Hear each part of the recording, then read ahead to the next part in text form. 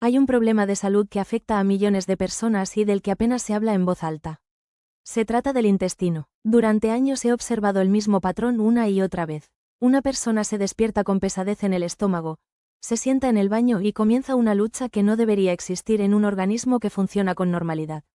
Y en ese preciso momento, la mayoría ni sospecha la magnitud del impacto que esto tiene sobre el cuerpo entero. La situación es tan cotidiana que parece invisible. Una persona aparentemente descansada nota, al cabo de una hora de haberse levantado, un cansancio inexplicable, la cabeza pesada, irritabilidad y la sensación de que el cuerpo no da el 100%. Muchos lo atribuyen a la edad, al clima o a la tensión arterial. Pero con frecuencia la causa está mucho más cerca y es mucho más banal. El intestino ha dejado de funcionar como debería. He acompañado a miles de pacientes que habían llegado a considerar el estreñimiento como algo completamente normal, especialmente a partir de los 50 o 70 años. La frase que más escuché es siempre la misma. ¿Qué le vamos a hacer? Es la edad. Y siempre les respondía lo mismo. La edad no es, ni de lejos, la principal culpable. El organismo cambia con los años, pero el intestino no se apaga ni se estropea solo.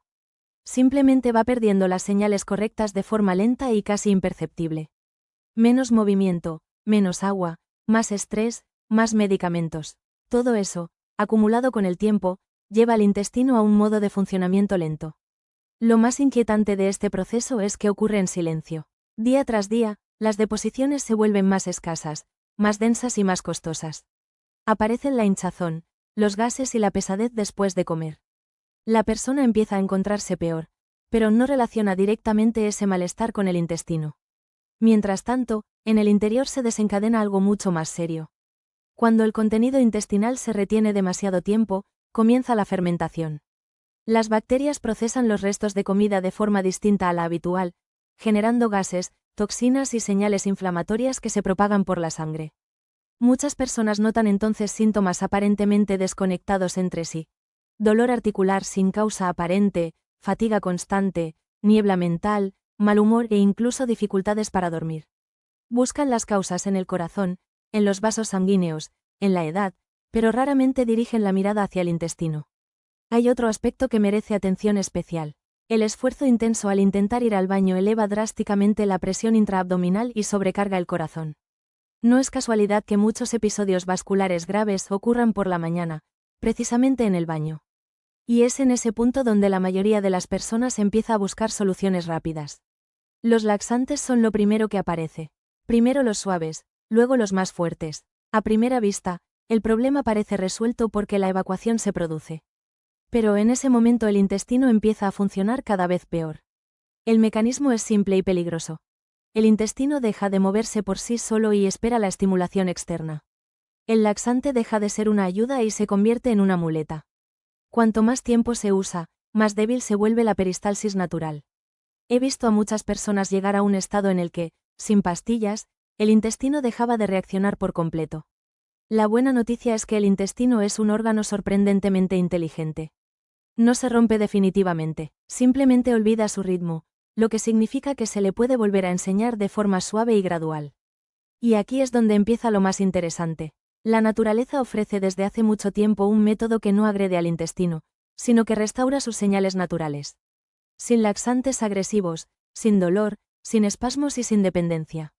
Se trata de una combinación de dos plantas muy sencillas que juntas funcionan mucho mejor que por separado. Una de ellas estimula suavemente el movimiento intestinal. La otra relaja los músculos y elimina los espasmos que dificultan el avance del contenido.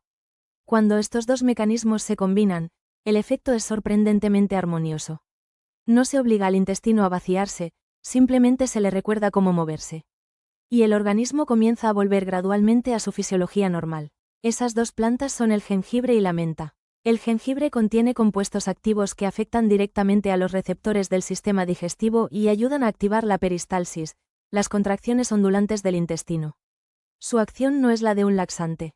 No irrita las paredes intestinales ni provoca contracciones bruscas. Es más bien una señal de despertar, como si le recordara al intestino que es hora de empezar a moverse. La menta, por su parte, actúa a través del mentol sobre los músculos lisos del intestino, ayudándoles a relajarse. Gracias a ello se reducen los espasmos, que son una de las causas ocultas del estreñimiento. Algunas secciones intestinales pueden estar demasiado tensas, creando obstáculos para el movimiento. La menta alivia esa tensión interna, libera el espacio y facilita el avance del contenido. Cuando el jengibre y la menta actúan juntos, un componente activa el movimiento mientras el otro elimina los obstáculos. El resultado es una peristalsis más fluida y eficaz. Además, esta combinación prácticamente no genera adicción, a diferencia de los laxantes fuertes. La preparación correcta de la infusión es crucial. Muchas personas prueban los remedios naturales sin obtener resultados porque los preparan mal. El resultado es un té aromático que huele bien pero que apenas tiene efecto sobre el intestino. Para una infusión correcta basta con unos 2 centímetros de raíz de jengibre fresco cortados en rodajas finas o ligeramente aplastados. Una cantidad excesiva puede dar un sabor demasiado picante y sobrecargar la mucosa gástrica. Para la menta, lo ideal es un puñado pequeño de hojas frescas. O aproximadamente una cucharadita de menta seca. El agua no debe estar hirviendo en el momento de añadir las plantas, porque una temperatura demasiado alta destruye parte de los aceites esenciales de la menta. Lo mejor es llevar el agua a ebullición, esperar un minuto y luego añadir primero el jengibre. Tras 1 o 2 minutos, se incorporan las hojas de menta.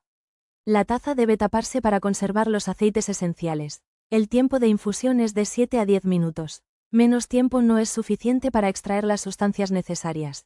Después se cuela y se bebe tibia, a pequeños sorbos lentos. Beber lentamente activa gradualmente los receptores del estómago y los intestinos, preparando el sistema digestivo para el movimiento. El momento en que se toma la infusión es tan importante como su preparación. El organismo tiene ritmos biológicos y hay momentos del día en que el intestino está más preparado para moverse. Uno de esos momentos clave es la mañana. Cuando el estómago recibe los primeros alimentos se activa el reflejo gastrocólico. El intestino grueso empieza a contraerse más activamente para liberar espacio. Con la edad este mecanismo se debilita, pero no desaparece. Si se toma la infusión poco después del desayuno, se refuerza ese reflejo natural. El líquido caliente estimula los receptores digestivos, el jengibre intensifica la actividad peristáltica y la menta relaja la musculatura lisa al mismo tiempo. En muchas personas, la necesidad de defecar aparece entre 20 y 40 minutos después de tomar la infusión matutina. El segundo momento importante es la noche, después de la cena. Durante ese periodo el organismo activa el sistema nervioso parasimpático, el modo de descanso y recuperación. El intestino sigue trabajando, empujando lentamente el contenido y preparándose para el día siguiente. Una segunda taza de infusión por la noche no necesita provocar una necesidad inmediata. Su función es reducir la hinchazón nocturna, disminuir la formación de gases y relajar el intestino antes del periodo de trabajo nocturno. Esto crea las condiciones ideales para la evacuación matutina. Cuando este régimen se repite varios días seguidos, el cuerpo comienza a memorizar el ritmo. El intestino se acostumbra gradualmente a un horario determinado. A este proceso se le llama entrenamiento intestinal. La alimentación también influye de forma decisiva. Uno de los principales aliados del intestino es la fibra soluble, que al contacto con el agua forma un gel suave y actúa como lubricante natural dentro del sistema digestivo. Los alimentos ricos en fibra soluble incluyen la avena, las peras maduras, la papaya, el kiwi y las semillas de chía bien remojadas. Pero la fibra solo funciona si el cuerpo tiene suficiente agua. Sin líquido puede tener el efecto contrario, densificando aún más el contenido intestinal. Por el contrario, algunos alimentos ralentizan el funcionamiento intestinal de forma imperceptible. El pan blanco, las galletas y los productos elaborados con harina refinada casi no contienen fibra y absorben activamente el agua dentro del intestino. Los quesos curados y los productos lácteos concentrados también pueden dificultar el movimiento en personas mayores, cuyos organismos procesan con menos eficiencia las proteínas lácteas. El café en ayunas, aunque en algunos casos estimula el intestino, puede provocar contracciones espasmódicas sin llegar a una evacuación completa. Es preferible hidratar primero el intestino con la infusión caliente y tomar el café después. Hay errores comunes que impiden que el intestino se recupere aunque se haga todo lo demás correctamente.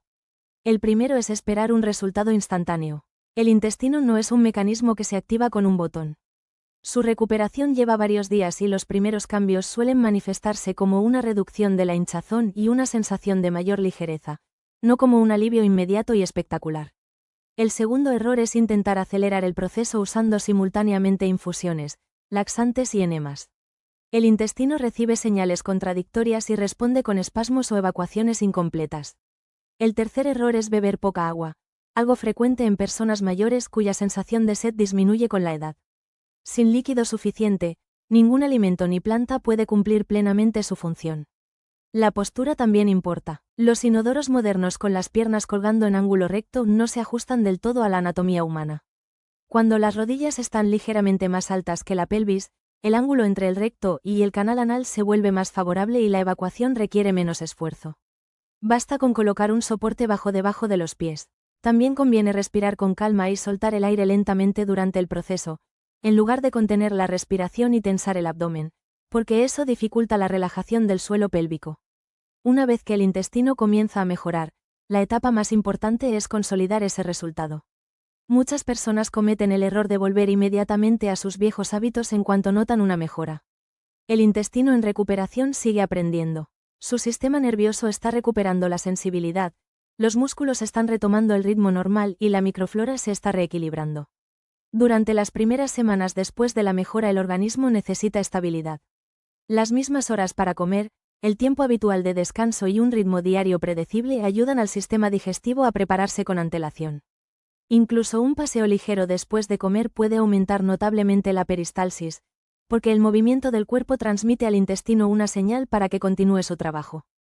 Cuando la microflora mejora gracias a las deposiciones regulares, las bacterias beneficiosas se multiplican, producen sustancias que estimulan el movimiento intestinal y protegen sus paredes de la inflamación.